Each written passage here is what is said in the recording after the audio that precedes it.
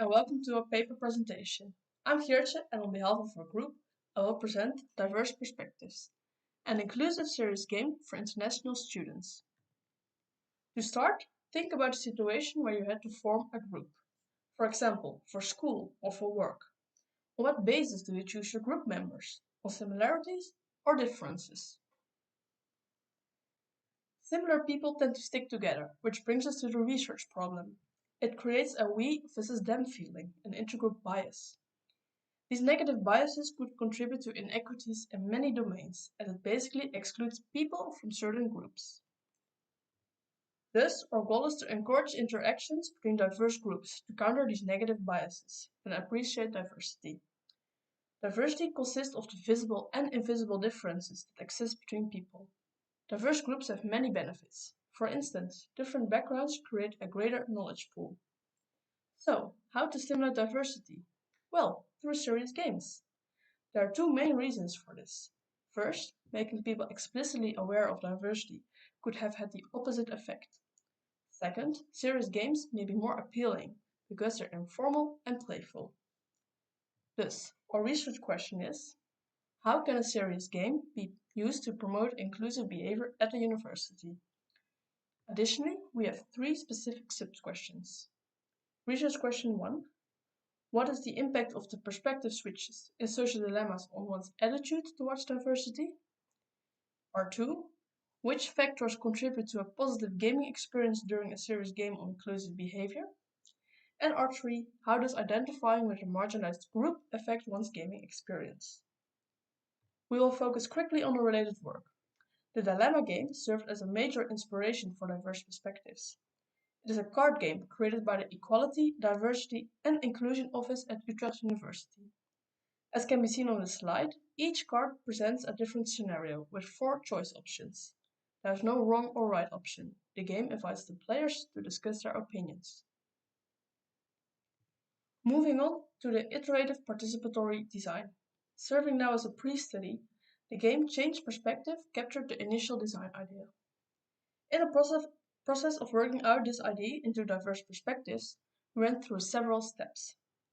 To obtain material for the scenarios, we held initial interviews with 5 human-computer interaction students, HCI for short.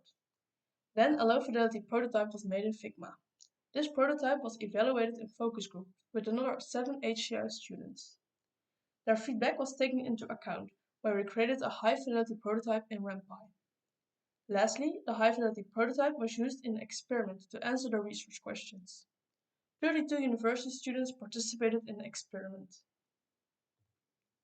Diverse Perspectives is a single-player visual novel. The narrative has a branching structure with 3 different endings: good, neutral, and bad. It tells the story of a student who just started their very first day at Utrecht University. They are also desperately looking for housing in the city.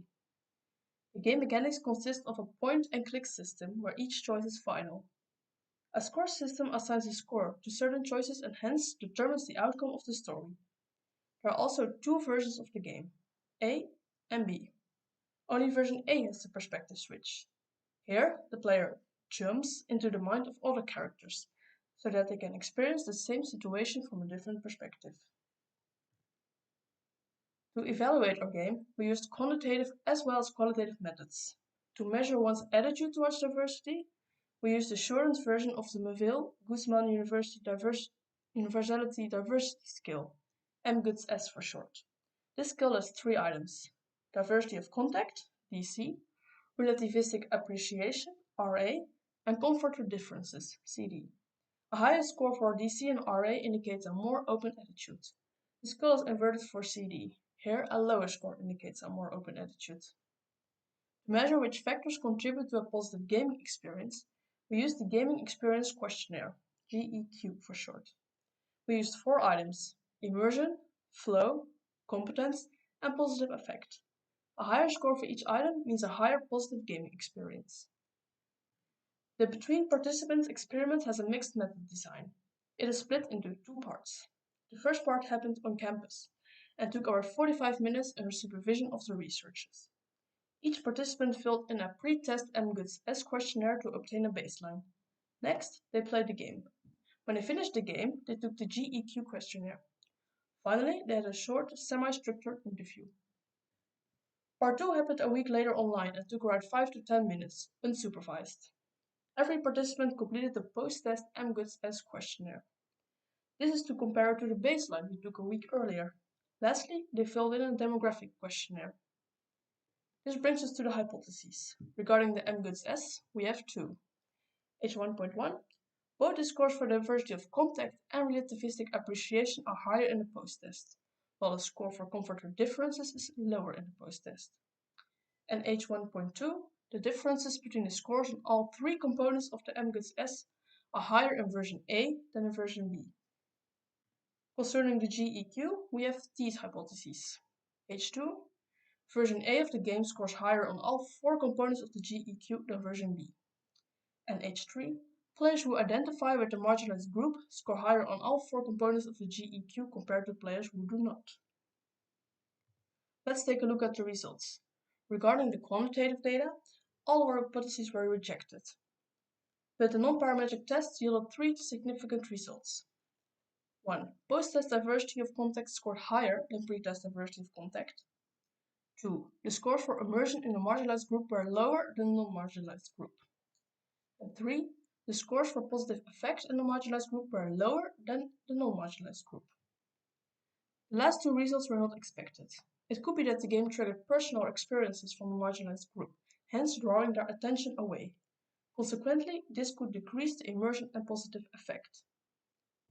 Looking at the qualitative data, thematic analysis yielded the following coding tree, as shown on the slide. It has 5 main themes. These are narrative, dilemmas, visuals, UX, and improvements. Reaching the discussion, an interesting finding is that most players choose the same options. This indicates that the participants had a strong moral compass. Hence, they may not be the target group that needs the game the most, but they are likely more receptive to it. We also obtained 8 preliminary insights from the qualitative data. We will highlight 3 of them. 1. When making an important choice, players seem to make a distinction between what they should do versus what they actually would do. 2. Players are more likely to confront and comment on the behavior of friends than strangers. And 3. This perspective switch provides the player with an extra layer of information and brings nuance and reflection to the situation. Lastly, we take a look at the limitations.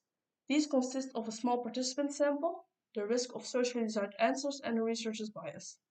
For future work, we could focus on an actual distribution of the game, improve it, and take player diversity into account. And this brings us to the end of the presentation. Thanks for listening, and are there any questions?